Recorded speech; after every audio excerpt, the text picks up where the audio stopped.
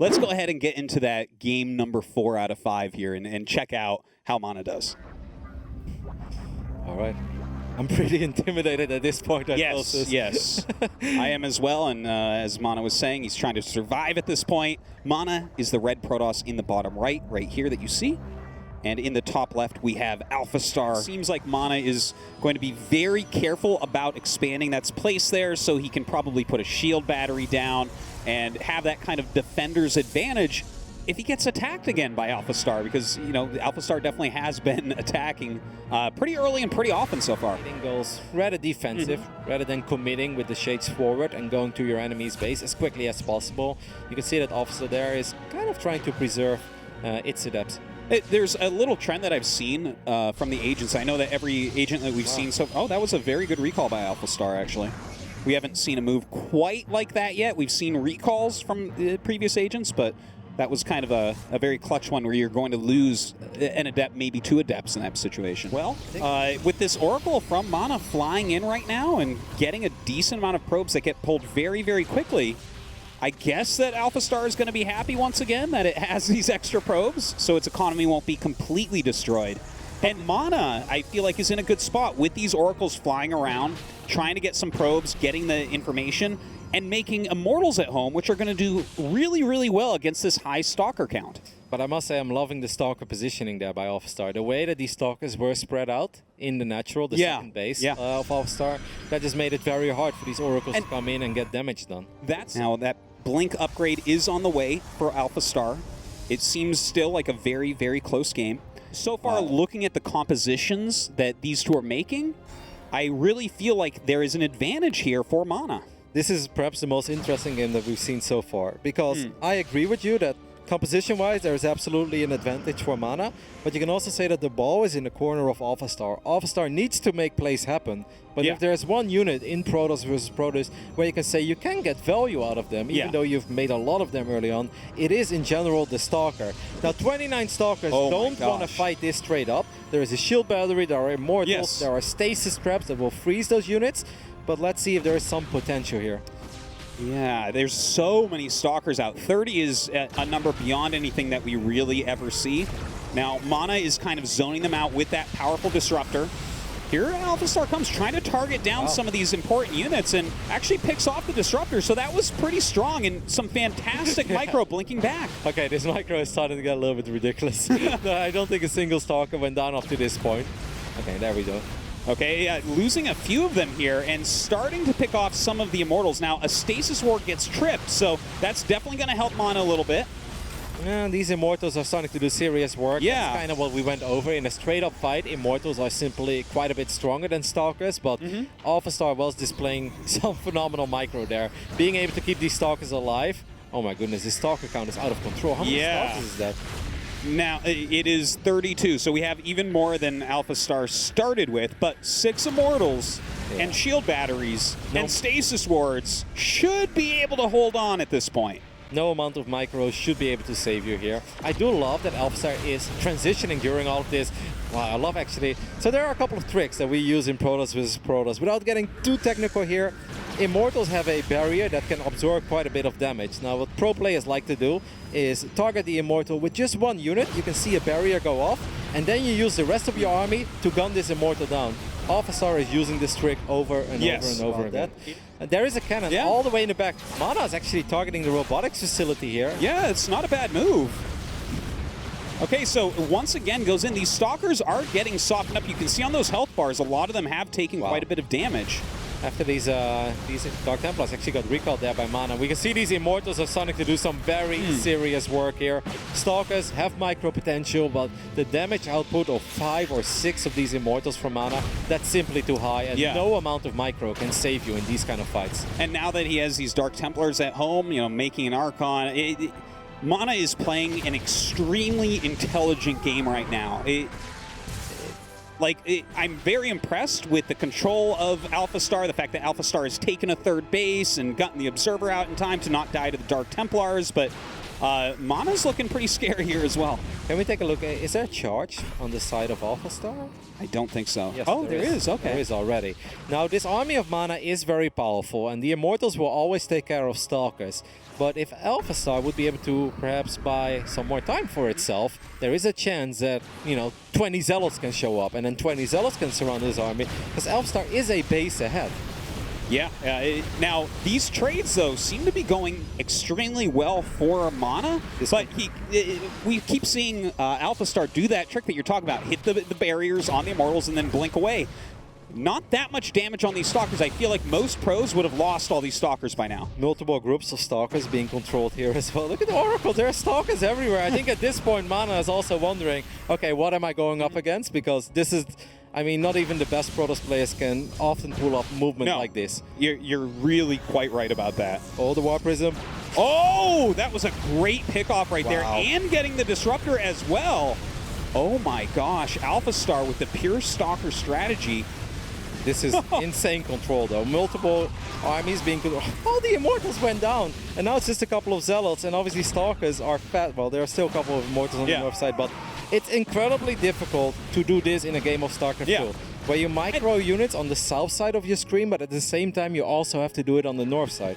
And you know what's really kind of shocking about this is we went over the APM, the actions per minute, and it's not really that high. It's an acceptable pro level of speed coming out of AlphaStar. Phenomenal unit control. This is not something we see very often. No. There's Stalkers coming in from multiple angles as well. A forward blink at this point, AlphaStar. Yeah, this is pretty insane Starcraft play then. That is just unbelievable. Like, MaNa has made so many Immortals this game, I can't even count how high. And the fact that it has been defeated by literally pure Stalker, the unit that the Immortal most counters, it's so surprising. And GG is called by MaNa there. Yeah, so once the video roll in, I can kind of a bit of unpack it for you guys, perhaps. So this is a very nice visualization also prepared by the team after the matches, which essentially shows quite a few things. So here, starting on the top left, we see AlphaStar view. The game as it's focusing its attention on this area of the map. As Dave said, we don't have the notion of a camera, but it kind of focuses wherever you're seeing that screen on. And importantly and interestingly, AlphaStar observes or perceives the game only when it wants to act. So this arrow that appears and disappears, it means when it appears, it means now it's actually looking at what's going on. Then this kind of observation goes into what we call neural network. I must say these words here for kind of the machine learning people out there. These three sort of spheres that are kind of changing in color is actually what we call an LSTM, but let's not talk about that in the stream perhaps. So this is kind of a bit of the brain of AlphaStar, and it's what kind of it's deciding what to do. So after that, the arrow goes into kind of an important area of the screen, which is what actions should I take, right? The first, injecting the observations, thinking a little bit of the situation, and then we see kind of important points here. First is, what should you do? What action should you do? There are many actions in StarCraft. So we see, for instance, what buildings does it want to do? What units does it want to create? And that's kind of the little balls we see on here on the at the bottom right. And also we see which locations it's considering issuing this action, right? So it's building a new unit, it's moving its kind of set of units around, and we can see kind of where it thinks it should be moving next. And last but not least is the outcome prediction, right? So AlphaStar requires to kind of gauge itself whether it's ahead or not. At this point in the game, clearly it thinks it's ahead. It's really confident it's going to win. And if we analyze this game in terms of supply and how much units and economy, we would understand that AlphaStar here is actually ahead, although the game is not over.